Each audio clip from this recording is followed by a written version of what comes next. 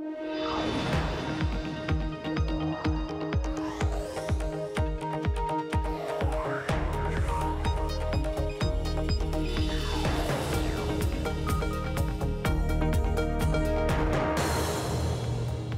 Emily Chang in San Francisco, and this is Bloomberg Technology. Coming up in the next hour, Lyft in reverse. Shares fall dramatically as Wall Street analysts highlight concerns about how fast the ride-sharing company can start making money. Plus, Tesla on tap. After a tumultuous 2018, the car maker will give new production numbers this week, and Bloomberg's tracker shows the estimate looks unusually high. And Facebook CEO Mark Zuckerberg calls for more government oversight of social media companies, but the comments were met with skepticism as more policymakers call for big tech to be broken up. But first to our top story. On its second day of trading, Lyft shares have fallen below its IPO price of $72 a share. Investors warning it could be an ominous sign for other unicorns planning to go public and raising questions about Lyft's growth trajectory.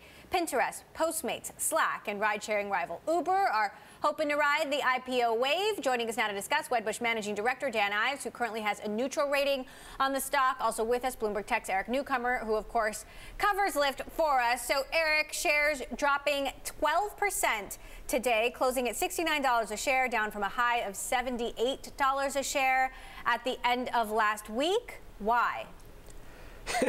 Yeah, that's the question. I mean, it's amazing how a little bit of, where the price was set and expectation setting has just sort of fallen away from them. I think, clearly the market just hasn't been as enthusiastic as they'd hoped sort of going into the pricing. I mean, there was that initial super high opening price, and then it's just fallen from there as people are looking at the company and really just trying to figure out, what multiple should it have? How do you think about a company that's a story-based narrative? It's one that's sort of having sort of the bulls and bears figure out where they fall. And so it's just sort of the natural settling process here. Dan, you called this a gut punch for Lyft, breaking the IPO price, and also a gut check for the rest of these companies that are planning to go public. I mean, do you think this is more of a fair valuation of Lyft, now $19 billion instead of 22 at the end of last week? Look, I mean, it's been a mini nightmare scenario. I mean, for this company where the red carpet's rolled out to drop below IPO price second day, it was something that I think not just tech investors, Lyft, as well as many in the Valley are watching. We continue to think the big issue here is profitability. I mean, I continue to think there's a better chance of man being on Mars than Lyft having a profit. And that's the fundamental issue that I continue to hear from investors, all day on valuation. We think from a spectrum, we have an 8-hour price target, but I think this thing could continue to trade down as now the fears about valuation continue to perpetuate. So hang on, that's a pretty dramatic metaphor. I mean, you're basically saying you don't think Lyft will be public in our lifetime, and will be profitable in our lifetime. Look, they're losing $1 billion this coming year. And in my opinion, the only way that they really get to profitability is autonomous vehicles, which they continue to be well behind Waymo and Uber.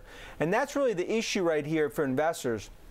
The growth that the company has is phenomenal. It's a $1 trillion market opportunity, but it comes down to, from a valuation perspective, what do you pay for that?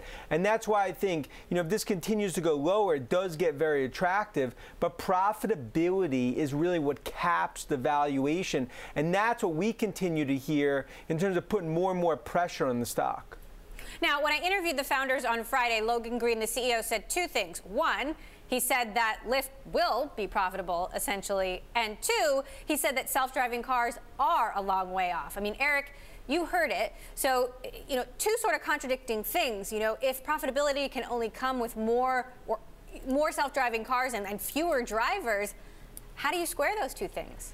Yeah, I just don't think Lyft's founders have given a clear answer on how they get to profitability, and that's where all these questions sort of come from. There are some people that say, oh, they must mean it's when self-driving cars come around. There are others that are looking at sort of insurance and other costs, marketing, or even cutting autonomous spending.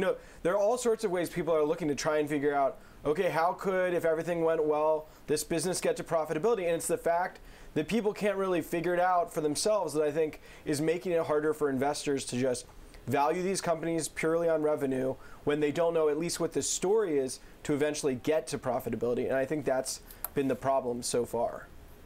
Now, Dan, hang on a moment because we are getting some breaking news about Brexit. Parliament has been voting on 4 alternatives to Theresa May's plan, 4 versions of Brexit. We're seeing those votes starting to come in. Guy Johnson is standing by for us in London. Guy, walk us through what's happening now. Emily, what is happening now is the Speaker of the House is reading out the results of the 4 votes that have taken place on the 4 options that were put before MPs a little bit earlier on. Once again, it looks as if Parliament is rejecting pretty much everything that has been put in front of them. Parliament rejecting staying in the customs union. Parliament also rejecting staying in the single market on the Brexit deal. They are rejecting the motion for a referendum on the Brexit deal, and they have rejected the emergency brake motion. Basically, Parliament has just rejected every other option, every other alternative to Theresa May's deal. The pound is not reacting a great deal at this point in time, Emily, but it once again puts us in a position where it is very difficult to see which way forward the UK is now going to move when it comes to the Brexit process. Theresa May could still put her deal, which has been rejected many, many times, back to the House of Commons. Emily. Well, and Guy, you know, last time we spoke, they were rejecting all 8 alternatives, so it just seems like there isn't much consensus. However, there did seem to be some momentum in the direction of a softer Brexit. The UK has to decide by April 12th, which is now a matter of days, what happens between now and April 12th. That's an extraordinarily good question. Tomorrow morning we are going to have a 5-hour cabinet meeting in which Theresa May is going to figure out which way we go forward. Now these votes are, I'm just going through the maths on them, they are very close.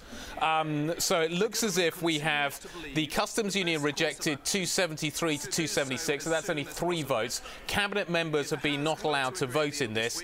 The single market 261 to 282, so that's slightly wider. The referendum 280 to 292. So these are very close, Emily. In many ways, we are getting closer to the possibility of a deal getting done. But at this point in time, it is basically Theresa May's deal that is the only one that is on the table at this point in time. They are very close. All these soft Brexit options are only out by around 10 votes. But nevertheless, we are seeing Theresa May's deal still being the only one on the table. The pound has slipped fractionally on the back of this. What you're looking at now is the leader of the opposition, Jeremy Corbyn, the leader of the Labour Party. He is basically saying that there are reasonably big majorities in favour of these, but not enough to get over the line. Emily, the UK finds itself in a difficult position. Tomorrow morning, as I say, we are going to have a 5-hour cabinet meeting. Ultimately, this could still go the way of a general election. Ultimately, this could still go the way of a referendum. But at the moment, the House does not have a consensus on any of those, and it also doesn't have a consensus on any of these options. The other thing I would just add is that many of these options just got more than Theresa May's deal. So you could argue that there are kind of 4 or 5 options out there, but very difficult to see which way we go from here, Emily. Incredibly confusing, incredibly perplexing, and if you're sitting here in London, incredibly frustrating. Indeed. Guy, where does this leave Prime Minister May? You know, her last big move was to make the ultimate sacrifice and say, if you vote for my deal, I am out. And you had some hard Brexiteers for the first time saying, okay, I'll do it. But now that's off the table because they didn't vote for her deal. But what does this mean for her? So in theory, she has said she will go when Brexit happens. Brexit has to happen for her to go, but the pressure on her to go is absolutely enormous. And what we saw over the weekend was a series of cabinet ministers basically positioning themselves to take over the leadership of the Conservative Party, the party that is in power at this point. So Theresa May's time looks very, very limited at this point. But the Conservative Party is terrified of a general election because there is the possibility that it will lose. It's terrified of producing a soft Brexit because it's worried that it will ultimately split the Conservative Party down the middle. Any leader that steps forward at this point in time is going to have a very difficult job coalescing the Conservative Party, the government and Parliament around a single deal at this point in time. Theresa May's time is limited, but she has defied expectations and is still here as Prime Minister. All right, Bloomberg's Guy Johnson for us in London. Thank you so much for that recap. Once again, UK Parliament has rejected all of the Brexit options on the table, showing still difficult to find common ground among lawmakers, and a lot of questions on what happens over the next 10 to 11 days before that deadline on April 12th. We'll be back with more of Bloomberg Technology after this quick break. And it will be as an independent country. Thank you. Yes.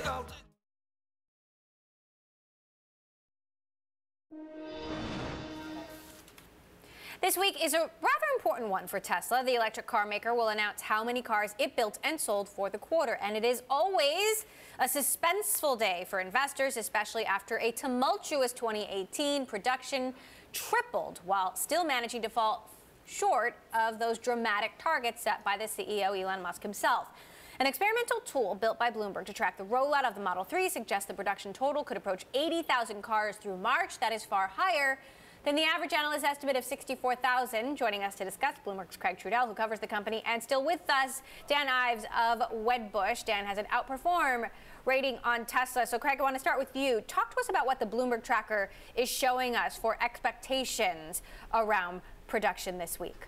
Well, Dan and I were just talking, and the point that we were discussing was how quickly things change, where for so long it felt like everybody was all eyes on the production numbers out of Tesla, and how quickly it's changed to everyone's attention is on the delivery figures. And the reason for that is the company has seemed to sort of overcome the production bottlenecks that they refer to. Elon Musk has very famously referred to manufacturing hell, and he's now sort of in a different predicament where it's not so much issues with manufacturing a lot of cars as evidenced by this tracker, which has been pretty on point for some time now. It's really a matter of deliveries and demand and delivery logistics, as Musk has put it, where there are some real concerns about with Model 3 starting deliveries to Europe and China this quarter, that those vehicles in particular may have been held up. In China, you had a labeling issue. In Europe, you've had some hang-ups as well, and that there may be sort of a problem on the delivery side that sort of may suggest either issues with demand or, depending on your perspective, just a problem of just sort of short-term snafus with getting cars into the hands of customers. So, Dan, what are your expectations around production and perhaps then more importantly, deliveries? Yeah, I mean, look, it's gone from a production to a demand story. And fundamentally, 1Q, we continue to view as what we're calling an air pocket quarter, just because we believe there's anywhere from 10 to 15,000 Model 3s in transit, specifically in Europe. So the question is, did those actually get to the customers in time, or do they sort of cross over into 2Q? I think what the street's really going to be focused on is obviously the delivery number, but just any sort of tea leaves about what we're seeing in terms of the in-transit number and as well as 2Q. Production continues to be, as we've talked about with our visits to Giga and Fremont, I think production is obviously ramping to a point we feel very comfortable with.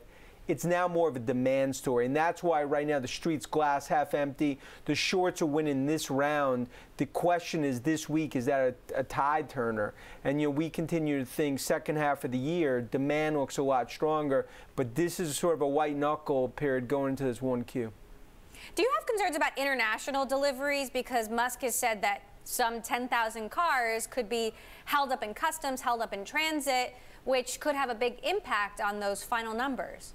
Well, yeah, and it really came down to Model 3s hit the port in Belgium in kind of mid to third week in February. Those need to hit customer driveways by March 31st. So the question is, did those actually get recognized as revenue? We believe those are really the issues that investors are focused on in terms of how many cars have shifted over from 1Q to 2Q. That's why right now, Europe Model 3 is key to the demand in the first half of the year. Obviously, U.S. is soft, and that's where second half really needs to come back with the lower price Model 3. So, Craig, meantime, it is April Fool's Day. It is a day when Elon Musk historically makes a joke, but he's now facing this suit with the SEC trying to get a judge to hold him in contempt for not being careful enough with his tweets after striking an agreement to be more careful with his tweets. Have we heard anything from Musk today? Any jokes? I'm going to knock on the table and say that he's been on his best behavior thus far today. He's had a few posts here and there, an interesting one this afternoon where he praised security researchers' findings of some flaws with autopilot and said that they did good work. Interestingly, some of that work included putting markings on the road to sort of trick autopilot to potentially go into the other lane of traffic that's going in the other direction, which sounds pretty scary. Tesla sort of downplayed those findings, but it was interesting to see Musk on his Twitter feed actually sort of praise the work that was done by that group. But he had an eventful weekend, but so far so good. And I guess we're now after the close here, so we just have a few more hours for him to behave himself and not get into further trouble with the SEC.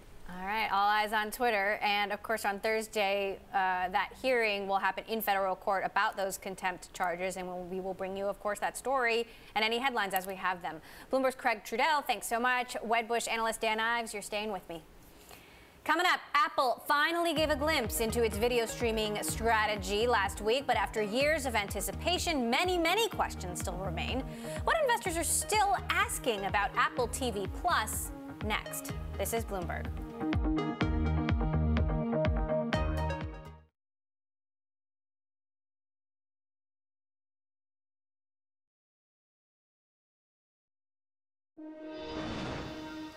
Just a week ago, Apple held a glitzy, star-studded event to announce a slew of new subscription services. But the event prompted more questions than answers. While the iPhone maker brought in a parade of celebrities to introduce its new TV Plus streaming service, the company was light on some key details, including pricing and subscription models, and it has left investors and analysts questioning just how it plans to compete.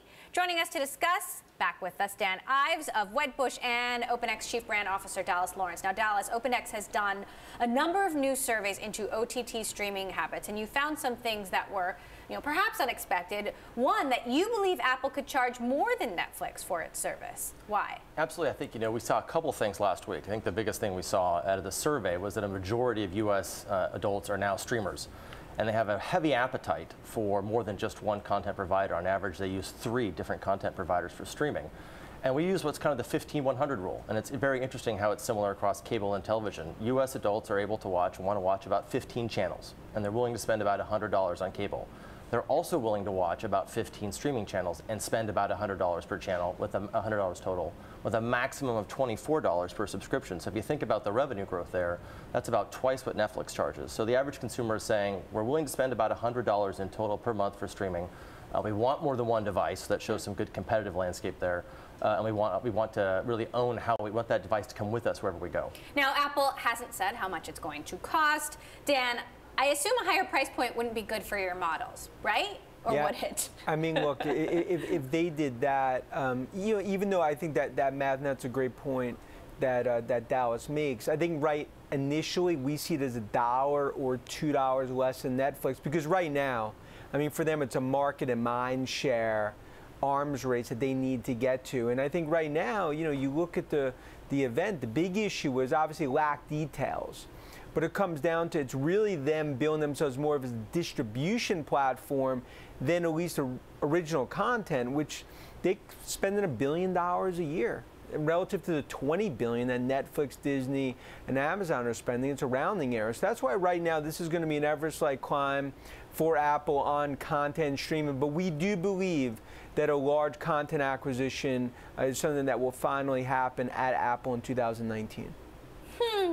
But Apple rarely makes big acquisitions. What content acquisition, what kind of acquisition are you looking at? I mean, look, the clock struck 12, in our opinion, for them. I mean, obviously beats the last one that they made in terms of M&A, $3 billion, 2014. We look at Sony Pictures, Lionsgate, MGM.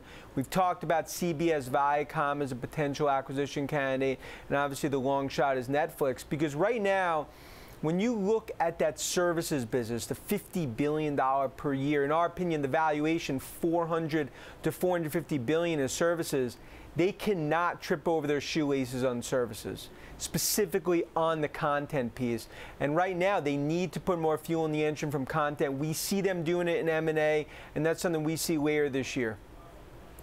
Now, Dallas, something else that you point out is you believe content isn't necessarily king. I think that's right, yeah. So the fact that they don't have all the original content in the world isn't necessarily a game changer? I think that's right. I completely agree with Dan. I think distribution here is king. The biggest news that Apple made last week was the news that they're moving away from the device to hardware strategy and letting users access Apple Plus on their smart televisions this year.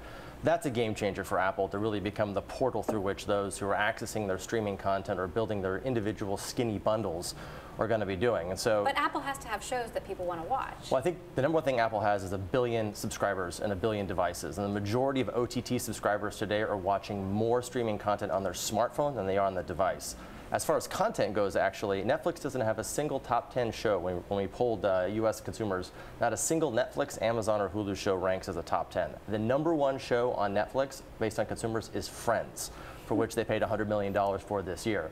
So I think there is a way to get the content, but the key is that distribution model. And I would, again, completely agree with Dan that I think Apple's install base is a huge leg up. Those Friends reruns are never going to die. Dan, what do you think about that? That maybe content doesn't matter so much, and maybe it doesn't matter that Apple is so far behind? Yeah, I couldn't agree more with Dallas in terms of distribution. It comes down to 1.4 billion active devices, which is why we ultimately believe the key here and how we get to 100 million potential subscribers over the next 3 to 5 years is distribution. That continues to be their position of strength.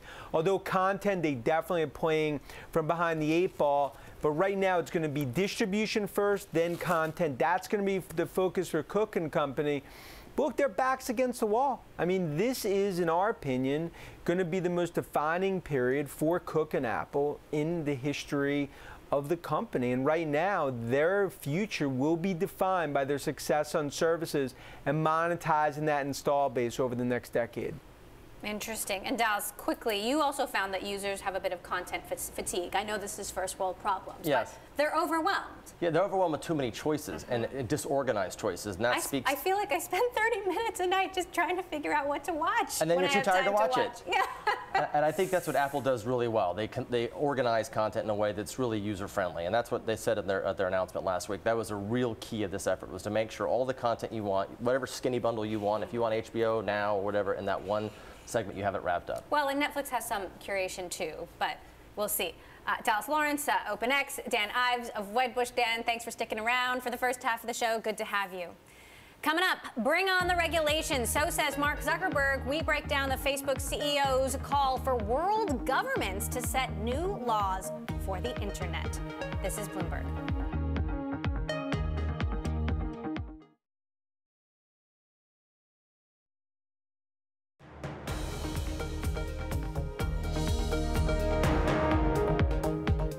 This is Bloomberg Technology. I'm Emily Chang in San Francisco. Back in April of last year, Facebook CEO Mark Zuckerberg told Congress the writing was on the wall when it comes to policing social media. I think that it is inevitable that there will need to be some regulation. So my position is not that there should be no regulation, but I also think that you have to be careful about what regulation you put in place. Well, over the weekend, we got some more insight into what Zuckerberg thinks those rules should be. Zuckerberg made the call for global internet regulations in a Facebook post Saturday, writing, "I believe we need a more active role for governments and regulators. By updating the rules for the internet, we can preserve what's best about it, the freedom for people to express themselves and for entrepreneurs to build new things while also protecting society from broader harms." To discuss, Sally Hubbard is with us. She is the Director for Enforcement Policy of the Open Markets Institute, and prior to that, served as an Assistant Attorney General in the Antitrust Bureau for the state of New York. Here with me in the studio, we've got Bloomberg Tech's Selena Wang. So, Selena, tell us a little bit more about what Mark Zuckerberg is arguing for here, and who would create these global internet rules?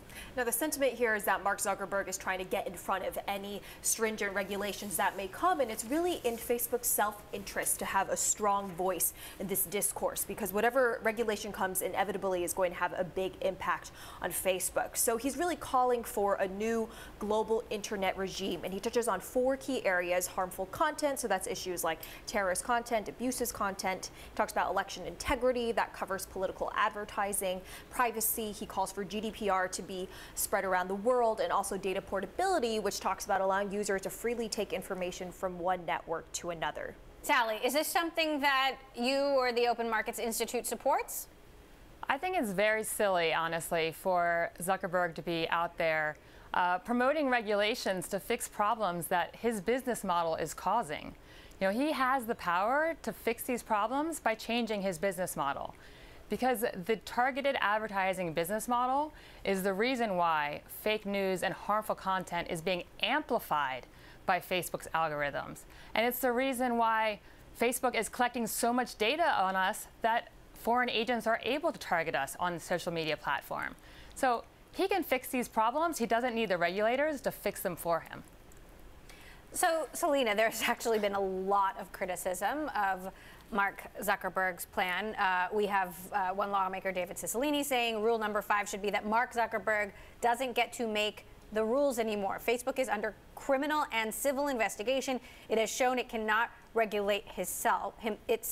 Does anyone even want his advice? Well, to be fair, he's not saying Facebook should regulate itself. He's saying Facebook can't regulate itself, isn't he? I think the criticism around this is that, does this amount to anything more than just a glorified public relations document that's trying to punt off any of the blame onto the government and shield itself from any future criticism? For instance, when he's talking about these regulations around harmful content, this is actually beneficial to Facebook because inevitably mistakes are going to happen, and now when they do happen, they can say, well, we were just following the line. The other issue is around things like global complex regulatory regimes. Something like GDPR has been argued that it actually helps a lot of these larger players more than the smaller players, because it's very cumbersome for a small company to have to comply with these rules. And by making this a global standard, it could actually increase Facebook's wherewithal. And in addition to that, some of Facebook's behaviors have been counter to what they've been saying. For instance, this back-end integration that they're doing of WhatsApp, Instagram, and Facebook Messenger actually increases its power over user data. It brings into question issues like data privacy and makes it harder for regulators and Facebook to moderate what's going on these platforms if they're encrypted and they don't have access to what's actually being said. Sally, is it possible that both of these things could be helpful here, that Facebook could do more to regulate itself, but also that governments around the world could do more to cooperate to regulate Facebook? I think governments around the world definitely need to regulate Facebook, but I don't think they should be taking their cues from Mark Zuckerberg. I think there are other options, things like interoperability, that could open up competition much more effectively than the data portability that he proposes. And I also think these half measures that he knows are not going to be effective, like the GDPR, so far has not been very effective at accomplishing its goals. So he's proposing things that he knows won't really fix the problems, won't really require Facebook to change the way that it does its business, and won't impact Facebook's profitability, but also just won't work. So yes, regulators need to get involved, but they don't need to be taking advice from Mark Zuckerberg. What will fix the problem, in your view? So I think interoperability, as I mentioned, would be a big way to allow entry into competition, which would be things like, you know, for example, your Verizon wireless phone can communicate with an AT&T wireless phone. So allowing communication between networks could actually allow competition to open up. Data portability won't do that, because if I take my data, where am I going to take it to? I need to be where all my friends are. So that's why interoperability is a much better solution. Also, opening up APIs for competitors in a secure way is another proposal that's been made. And I do believe that the integration of WhatsApp, Instagram, and Messenger that's planned should be prohibited by the FTC, and that those deals should actually be unwound. Selena, you know, David Cicilline mentions criminal and civil investigations. There are questions about whether the FTC would have some oversight of this, you know, marriage of the back end of Facebook Messenger, Instagram, WhatsApp. You know, how are we expecting these investigations to play out? Because it will likely be years, right? It can be difficult to keep up with the number of global investigations that are going on and at what stage of the process they're at. As you mentioned, the FTC is looking into these issues, potentially unwinding parts of Facebook, but that will be complex, difficult, and drawn out. And many experts say that integrating the back end actually makes it harder for regulators to be able to separate the data. There's also concern that Section 230 may be under pressure. Now, this is the part of the law that essentially exempts the social platforms from being liable for the content that's on their platforms. And if that was rolled back, that could have a really big impact on Facebook. But we're already seeing other governments move ahead with regulations, even as the U.S. stalls. For instance, we just reported that Singapore is coming out with new laws that would hold companies like Facebook liable for false information, force them to take them down, and show what corrections they're making. Sally, are there any governments outside the United States that you feel are getting it right or have a good model for that other countries could follow when it comes to creating some sort of framework to better govern big tech, given that big tech clearly isn't doing a very good job of regulating itself, even though you and many people think they should? I think the GDPR had promise. Unfortunately, I don't think it's being adhered to and it's not being enforced properly. I think there are things that you can learn from the GDPR. I actually think the California privacy measure also has promise, and I'm concerned that big tech is out there promoting other laws in other states like Washington State with the goal of eventually getting a weaker privacy law at the federal level to preempt the stronger California law. From the antitrust perspective, the German authority just did a very innovative case where they said that Facebook abused its dominance by violating the GDPR and collecting too much data from consumers. So I think they have a real good clue of where things are going. And the European Commission has at least enforced its antitrust laws against tech platforms, although it hasn't done a great job following up on the remedies that's insisted upon in its decisions. All right, Sally Hubbard of the Open Markets Institute and our own Selena Wang, thank you both. Well, a German banking app backed by billionaires Peter Thiel and Li Ka-shing is taking aim at the United States. N26 will try to woo young consumers with free accounts as it expands outside Europe. The company has now changed its strategy. It has decided not to offer clients a wide range of banking services. The CEO of N26's banking arm says regional expansion is more important than product expansion. Coming up, software company Peakton wants to help businesses hold on to employees. How? It is using AI and machine learning to do it. And later in the show, who hacked Jeff Bezos, the Amazon CEO's top security point man, has a new theory, and it's a bombshell. We'll discuss. This is Bloomberg.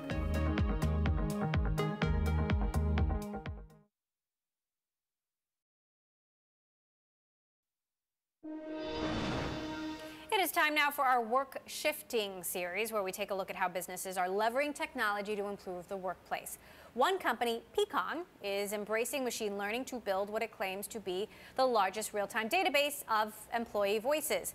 Peakton, an employee retention platform, lets managers collect feedback through frequent surveys that can then be used to address roadblocks and compare engagement levels with competitors. The company has just raised $35 million in new capital, bringing its total Series B funding to $57 million. Joining us to discuss, Peakton co-founder Casper Hulfing. Casper, thank you so much for joining us. So tell us a little bit more about how it works. Yeah, so really nowadays we are, so Peakton is an employee experience platform. What we do is we help companies really gather feedback more in a continuous way. And then we use really like intelligent to provide the insights so companies can take the right priorities, make a better employee engagement, and ultimately help employees grow and stay in the company. So can you give us some examples about how the AI has improved employee engagement? Yeah, so first of all, in order to build the AI, you need to create this continuous movement. So I don't know if you've taken one, but most people have taken like an annual survey.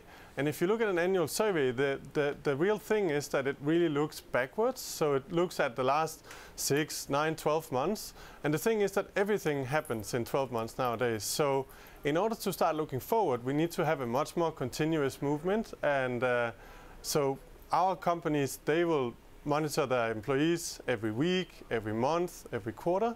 And in that way, we can actually apply intelligence to it. So we can predict things going on, and we can even generate manager training when exactly you need it.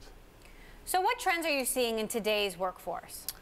So the overall trend is really that technology the past decades have transformed the way we are looking at all the other things in our business. So the way we understand and continuously improve the experience for our customers have long been a thing. And that trend is now coming to the employee side of the house. So for instance, we start seeing companies like Delivery Hero, EasyJet, actually start reporting their Peakon scores in their quarterly earnings reports, which is really interesting because, of course, the people side of the business is a key metric in order to create a sustainable business over time. You did a study about female-led companies. Tell me what you found. Yeah, so we have a person in the world that answers a Peakon survey every question. So we collect a tremendous amount of data. Obviously, all that data is comparable across the entire customer base. So we can segment on gender, on age, and all that stuff. And what we did here was really looking at what is the difference between companies that have more than 50% women in their leadership versus companies that has more than 50% men. And if you look at we have 14 drivers that sort of drive engagement. If you look at those, then there was one thing that really stood out, and that was that everything regarding strategy came out very much in favor of the women-led side. So really, the interesting thing here is that the perceived strategy in a company seems to be much better in companies where women are in leadership, and more so also the belief in the products, which I think is sort of supporting this thing. Obviously, it's hard for Peakon to understand whether it's because there's women in leadership or it's because there's a great strategy that attracts women. But nonetheless, it's a really important finding. Right, important information employees need to know. Peakon co-founder Casper Holthen, thank you so much for stopping by. Well, a technology issue that caused flight delays at multiple U.S. airlines over Monday has been resolved. That's according to the FAA. Southwest, Delta, United, JetBlue, and Alaska were among the carriers affected. They were using a flight planning weight and balance program called AeroData. Still had all the riches in the world, couldn't keep Jeff Bezos from getting hacked. Was it the National Enquirer or a foreign power? We will break down what his security team thinks. That's next. This is Bloomberg.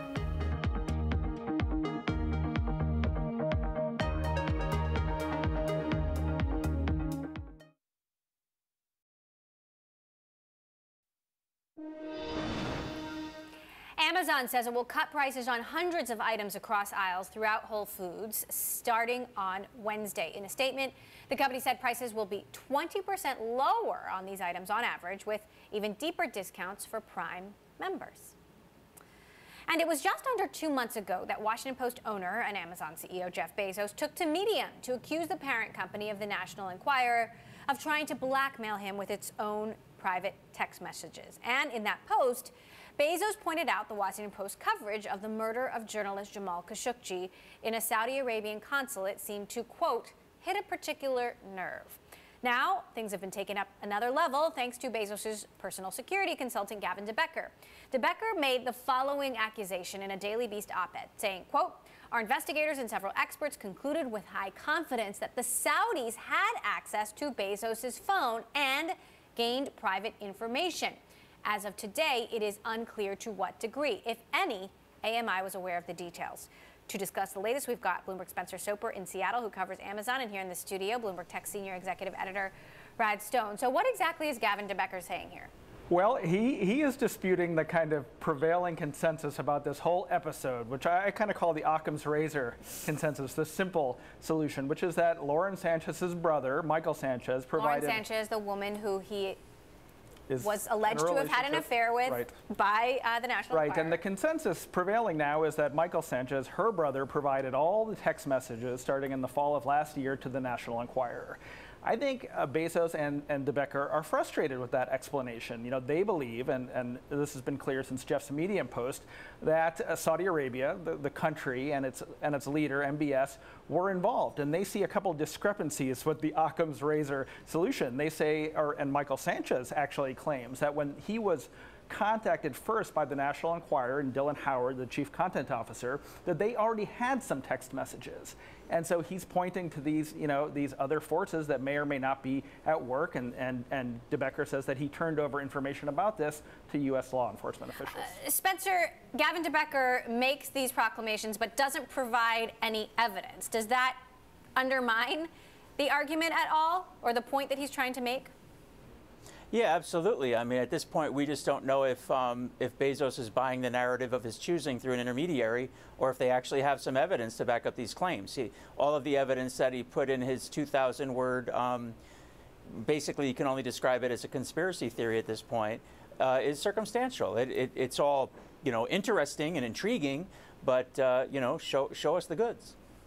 It certainly is intriguing, Brad. So why? Well, one thing that has changed is that I believe 1 or 2 weeks ago, the New York Times had a fascinating story about these companies. Many former law enforcement, secret, private security folks from Israel and United Arab Emirates, who now had companies. They mentioned a couple. I think MSO is one. Dark Matter was the name of another company that are sleuthing on behalf of governments and basically stealing communications. And, you know, so, you know, and Gavin De Becker points to that story and says, look, this is possible. This is happening. We know that this contributed to the murder of Jamal Khashoggi, and perhaps Bezos himself was targeted. You know, why are they doing this? I mean, I think, look, they're frustrated with this simplistic narrative that has taken hold. Meantime, AMI is saying, despite the false and unsubstantiated claims of Mr. De Becker, American media has and continues to refute the unsubstantiated claims that the materials for our report were acquired with the help of anyone other than the single source who first brought them to us, Spencer, which is Lauren Sanchez's brother. Now, you know, when that story broke, to be fair, most of the texts that were published in that story seemed to be from her side. You know, how do we explain that? Well, I'm sorry, how do we explain that all the texts we've seen so far are simply from Bezos to his... Right. Yeah, I mean, well, that's an interesting thing. If the Saudi government had access to Jeff Bezos' phone, is this the best they can come up with? That's a very good question, because by the very nature of what's been revealed so far, it does look like the person with access to the messages is someone who potentially was close to Lauren Sanchez. Brad? You know, it's a great point, but Michael Sanchez isn't denying that he provided some of the texts. Mm-hmm. You know, the question is sort of like, where did it originate? Mm-hmm. And Michael Sanchez says the National Enquirer already knew about it. This is certainly what Gavin De Becker, the theory that he is proposing, the more complex theory. It all is actually kind of, it almost comes off as juvenile, like who started it, where did it start? Right, and what's the point? Right, and what is the point?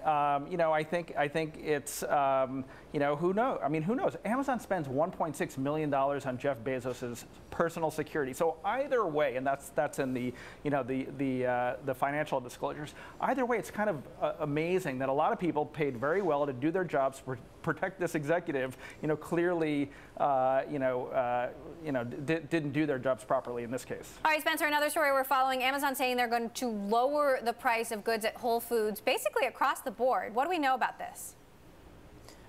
We know hundreds of products. We know that's a small fraction of their overall inventory. We know that Whole Foods remains a lot more expensive than most other places you can buy your groceries, like Walmart, Kroger, Costco, etc. Brad, Jeff Bezos still has a job.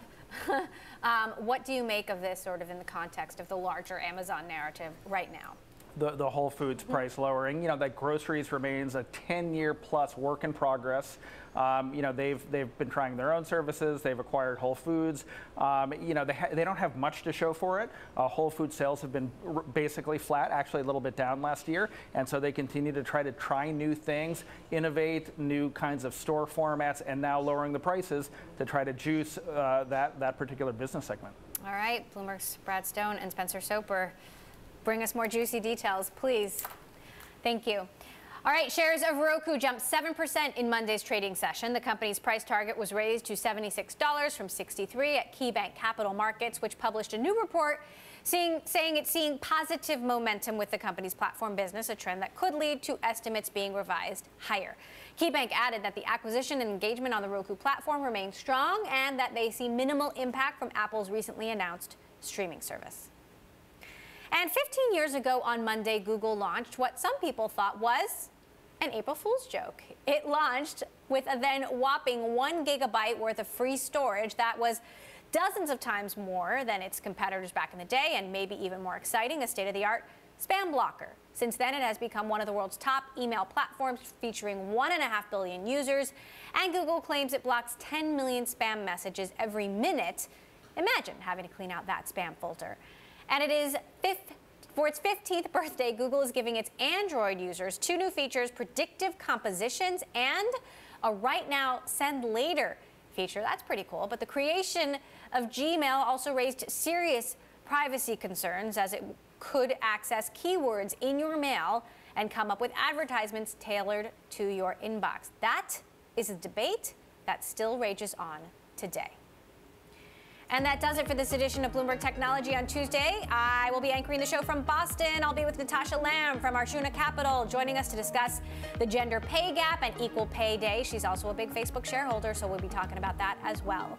And Bloomberg Tech live streaming on Twitter. You can check us out at Technology, and be sure to follow our global breaking news network TikTok on Twitter. This is Bloomberg.